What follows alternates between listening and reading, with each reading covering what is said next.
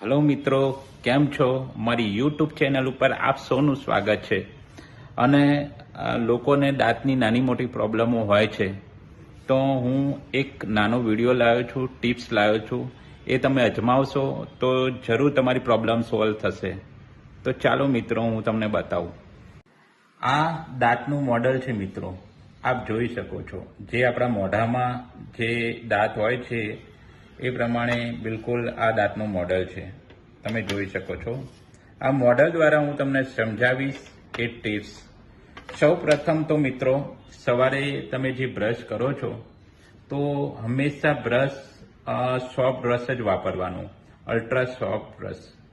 અને જ્યારે પણ તમે મિત્રો બ્રશ કરો તો એની ટિપ્સ હું તમને આ મોડલ દ્વારા બતાવીશ મિત્રો. હંમેશા આ જે ઉપર હોય છે, ઉપરથી તમે આમ નીચે તરફ આવી રીતે સાફ કરી શકો છો જ્યારે બી બ્રશ કરો ત્યારે. અને નીચેથી આમ ઉપરની તરફ લઈ જવાનું મિત્રો. તમે જોઈ શકો છો.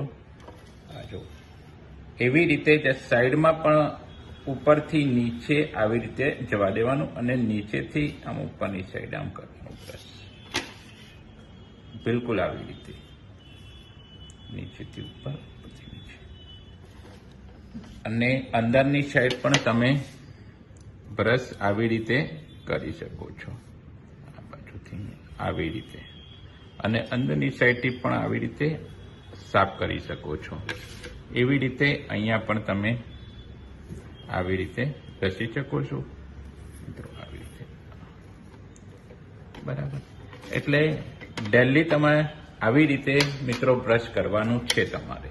હવે બી અલ્ટ્રા સોફ્ટ બ્રશ હોવું જોઈએ. ખ્યાલ આવ્યો ને મિત્રો? અને સવારે જ્યારે પણ તમે બ્રશ કરો ત્યારે એનો સમય જે ગાળો હોય છે એ સમયગાળો 2 થી 5 મિનિટનો જ રાખવાનો. અમુક લોકો એવું કરતા હોય છે કે 10 મિનિટ, 15 મિનિટ, અડધો કલાક સલંગ બ્રશ કરતા હોય છે.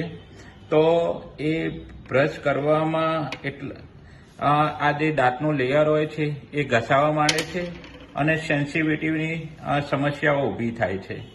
તો એવું ના થાય એના માટે તમારે મિનિમમ 2 કે 5 મિનિટ તો બહુ થઈ ગઈ, એટલા મિનિટ જ આપણે બ્રશ કરવાનું મિત્રો. ખ્યાલ આવ્યો?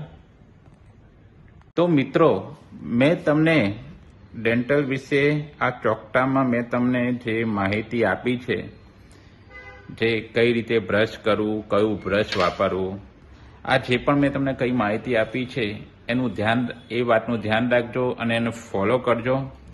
જરૂર તમને એમાં ફાયદો થશે અને તમારી જે બી નાની મોટી પ્રોબ્લેમ હશે, ડેન્ટલ પ્રોબ્લેમ હશે, તો એ તમારી જરૂર પ્રોબ્લેમ સોલ્વ થશે.